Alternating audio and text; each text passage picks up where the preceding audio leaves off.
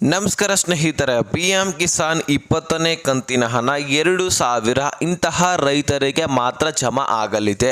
ಅದು ಕೇಂದ್ರದಿಂದ ಬಹುವೊಂದು ಮುಖ್ಯವಾದ ಮಾಹಿತಿ ಬಂದಿರತಕ್ಕಂಥದ್ದು. ಇಡೀ ರಾಜ್ಯದಾದಂತಹ ಎಲ್ಲ ರೈತರಿಗಷ್ಟೇ ಅಲ್ಲ, ಇಡೀ ದೇಶದಾದಂತಹ ಪ್ರತಿಯೊಬ್ಬ ರೈತರು PM ಕಿಸಾನ್ ಯೋಜನೆಯಲ್ಲಿ ಹಣ ಪಡಿತಕ್ಕಂತಹ 9,32,00,000 ರೈತರಿಗೆ ಈ ಒಂದು ಹಣ ರಿಲೀಸ್ ಆಗೋದಿರುತ್ತೆ. ಅದಕ್ಕೋಸ್ಕರ ಈ ಎಲ್ಲ ರೈತರಿಗೆ ಒಂದು ಮಾಹಿತಿಯನ್ನು ತಿಳಿಸಿರ್ತಕ್ಕಂಥದ್ದು. ಯಾರ್ಯಾರು ಈ ಒಂದು ಕೆಲಸವನ್ನ ಮಾಡ್ತೀರಾ ಅಂತಹ ರೈತರಿಗೆ ಮಾತ್ರ ಹಣ ಜಮಾ ಆಗಲಿದೆ. ಉಳಿದಂತಹ ಯಾವ ರೈತರಿಗೂ ಕೂಡ ಹಣ ಜಮಾ ಆಗೋದಿಲ್ಲ ಅಂತಕ್ಕಂತಹ ಮಾಹಿತಿ ಇಲ್ಲಿ ಹೇಳ್ತಕ್ಕಂಥದ್ದು. ಬರೀ ಇದಷ್ಟೇ ಅಲ್ಲ, ಬರ ಪರಿಹಾರ, ಬೆಳೆ ಪರಿಹಾರ, ಫಸಲ್ ಬಿಮಾ ಯೋಜನೆ, ಬೆಳೆ ಹಾನಿ ವಿಮೆ, ಈ ರೀತಿ ಸಾಕಷ್ಟು ರೈತರಿಗೆ ಸಂಬಂಧಪಟ್ಟಂತಹ ಯೋಜನೆಗಳಿರ್ತವೆ, ಹಣ ಪಡೆಯುವಂತಹ ಸ್ಕೀಮ್ಗಳಿರ್ತವೆ. ಅದೇ ರೀತಿಯಾಗಿ ಸಬ್ಸಿಡಿ ಮುಖಾಂತರ ಲೋನ್ಗಳು ಕೂಡ ಸಿಗುವಂತಹ ಸ್ಕೀಮ್ಸ್ಗಳು ಬಂದರೂ ಸಹಿತ ಅವುಗಳ ನೀವು ಫಲಾನುಭವಿಗಳಾಗಲಿಕ್ಕೆ ಸಾಧ್ಯ ಇಲ್ಲ. ಈ ಕೆಲಸ ಮಾಡಿದ್ರೆ ಮಾತ್ರ ನೀವು ರೈತರಾಗಿ ಎಲ್ಲ ಯೋಜನೆಗಳನ್ನು ಪಡ್ಕೊಳ್ಬೋದು.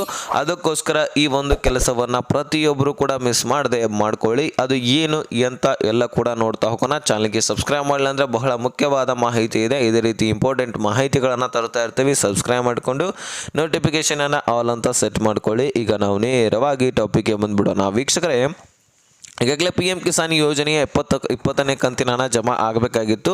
ಅಲ್ಲಿ ಏನೋ ಪ್ರಾಬ್ಲಮ್ ಆಗಿ ನಿಮ್ಮ ಖಾತೆಗಳಿಗೆ ಹಣ ಬಂದಿರಲಿಲ್ಲ.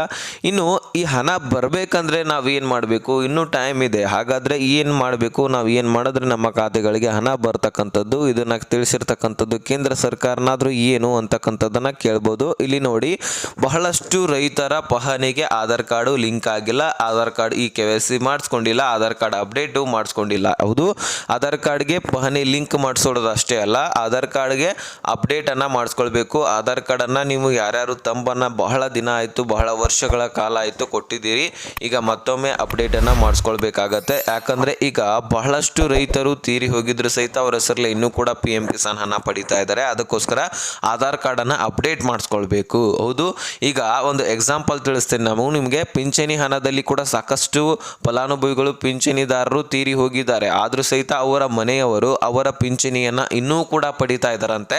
ಅದು ಸರ್ಕಾರದ ಗಮನಕ್ಕೆ ಬಂದಿದ್ದೆ ಆದರೆ ನಿಮ್ಮ ಮೇಲೆ ಕಾನೂನು ಕ್ರಮ ಕೈಗೊಳ್ಬೋದು. ಅಥವಾ ಈಗ ಪಿಂಚಣಿ ಅಂತರೂ ನಿಲ್ಲಿಸ್ತಾ ಇದ್ದಾರೆ. ಯಾರು ಈ ಒಂದು ಅವರ ಜೀವಿತ ಪ್ರಮಾಣ ಪತ್ರವನ್ನು ಸಬ್ಮಿಟ್ ಮಾಡ್ತಾರೆ ಅಂಥವರಿಗೆ ಮಾತ್ರ ಪಿಂಚಣಿ ಹಣ ಸಿಗತ್ತೆ. ಅದೇ ರೀತಿಯಾಗಿ PM ಕಿಸಾನ್ ಯೋಜನೆಯಲ್ಲಿ ಯಾರು ಆಧಾರ್ ಕಾರ್ಡನ್ನು ಅಪ್ಡೇಟು KYCಯನ್ನು ಮಾಡಿಸ್ಕೊಳ್ತಾರೆ ಅವರಿಗೆ ಮಾತ್ರ PM ಕಿಸಾನ್ ಯೋಜನೆಯ ಹಣ ಜಮಾ ಆಗಲಿದೆ ಅಂತೆ.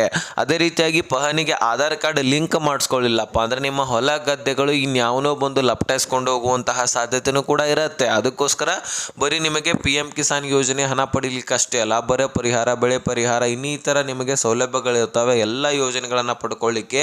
ಅದೇ ರೀತಿಯಾಗಿ ನಿಮಗೆ ಈ ಒಂದು ನಿಮ್ಮ ಆಸ್ತಿ ಪಾಸ್ತಿಗಳು ನೀವೇ ಪ್ರೊಟೆಕ್ಟ್ನಲ್ಲಿ ಇಟ್ಕೊಳ್ಬೇಕಂದ್ರೆ ನೀವು ಪಹಣಿಗೆ ಆಧಾರ್ ಕಾರ್ಡ್ ಲಿಂಕ್ ಮಾಡಿಸ್ಕೊಳ್ಳೋದು ಅತಿ ಅವಶ್ಯಕ ಆಗಿದೆ. ಹಾಗಾಗಿ ಪ್ರತಿಯೊಬ್ಬರು ಕೂಡ ಪಹಣಿಗೆ ಆಧಾರ್ ಕಾರ್ಡನ್ನು ಲಿಂಕ್ ಮಾಡಿಸ್ಕೊಳ್ಬೇಕು.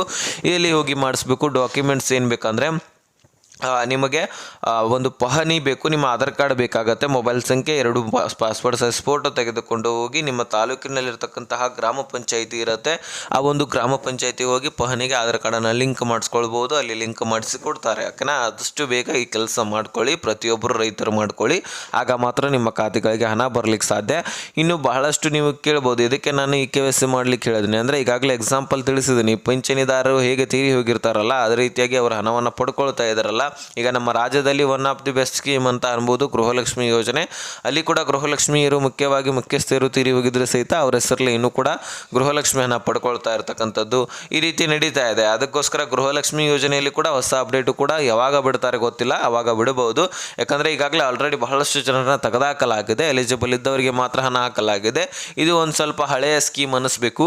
ತದನಂತರ ಈ ಒಂದು ಗೃಹಲಕ್ಷ್ಮಿ ಯೋಜನೆಯಲ್ಲಿ KYC ಮತ್ತೊಮ್ಮೆ ಮಾಡಿಸ್ಬೇಕು ಅಂತಕ್ಕಂತಹ ಒಂದು ರೂಲ್ಸ್ಗಳನ್ನು ಮತ್ತೆ ತರ್ತಾರೆ. ಆಗ ಮತ್ತಷ್ಟು ಫಲಾನುಭವಿಗಳನ್ನು ಗೃಹಲಕ್ಷ್ಮಿ ಯೋಜನೆಯಿಂದ ತೆಗೆದುಹಾಕಲಾಗುತ್ತೆ. ಈ ರೀತಿ ಸರ್ಕಾರ ಪ್ರೊಸೆಸರ್ ಇರುತ್ತೆ, ಅದನ್ನು ನಾವು ಮಾಡಿಕೊಂಡೇ ಹೋಗಬೇಕು. ಎಲಿಜಿಬಲ್ ಮಾತ್ರ ನಾವು ಇದ್ದರೆ ಮಾತ್ರ ನಮ್ಮ ಖಾತೆಗಳಿಗೆ ಹಣ ಬರಲಿದೆ, ಇಲ್ಲ ಅಂದರೆ ಹಣ ಜಮಾ ಆಗೋದಿಲ್ಲ ಅಂತಕ್ಕಂತಹ ಮಾಹಿತಿ ಇಲ್ಲಿ ಕೊಟ್ಟಿರ್ತಕ್ಕಂಥದ್ದು. ಈಗ ನೋಡಿದಿರಿ, ಪಿಂಚಣಿ ಯೋಜನೆಯಲ್ಲಿ ಸುಮಾರು 23 ಲಕ್ಷ ಫಲಾನುಭವಿಗಳನ್ನು ಈ ಒಂದು ಪಿಂಚಣಿ ಯೋಜನೆಯಿಂದ ತೆಗೆದುಹಾಕಲಾಗಿತ್ತು. ಟೋಟಲಿ ರದ್ದು ಮಾಡಲಾಗಿತ್ತು. ಯಾಕಂದರೆ ಇದೇ ಕಾರಣ, ತೀರಿ ಹೋಗಿದ್ರು ಸಹಿತ ಅದೇ ರೀತಿಯಾಗಿ ಅವರು ಜೀವಿತ ಪ್ರಮಾಣ ಪತ್ರವನ್ನು ಸಬ್ಮಿಟ್ ಮಾಡದ ಕಾರಣಕ್ಕಾಗಿ ಅವರನ್ನು ತೆಗೆದುಹಾಕಲಾಗಿತ್ತು. ಇನ್ನು ನಿಮ್ಮಲ್ಲಿ ಕೂಡ ಅದೇ ರೀತಿ ಆಗ್ಬೋದು PM ಕಿಸಾನ್ ಯೋಜನೆಯಲ್ಲಿ. ಅದಕ್ಕೋಸ್ಕರ ಬೇಗನೆ ಈ ಕೆಲಸ ಮಾಡ್ಕೊಳ್ಳಿ. ಡೆಫಿನೆಟ್ಲಿ ನಿಮಗೆ PM ಕಿಸಾನ್ ಯೋಜನೆ ಹಣ ಬಂದೇ ಬರುತ್ತೆ. ಓಕೆನಾ? ಇಷ್ಟು ಅಪ್ಡೇಟ್ ಸಿಕ್ಕಿದೆ. ಆದರೆ ನೆಕ್ಸ್ಟ್ ಮಾಹಿತಿ ಒಂದಕ್ಕೆ ಸಿಗೋಣ. ಅಲ್ಲಿ ತನಕ ಬಾಯ್ ಬಿಡಿ ಫ್ರೆಂಡ್ಸ್.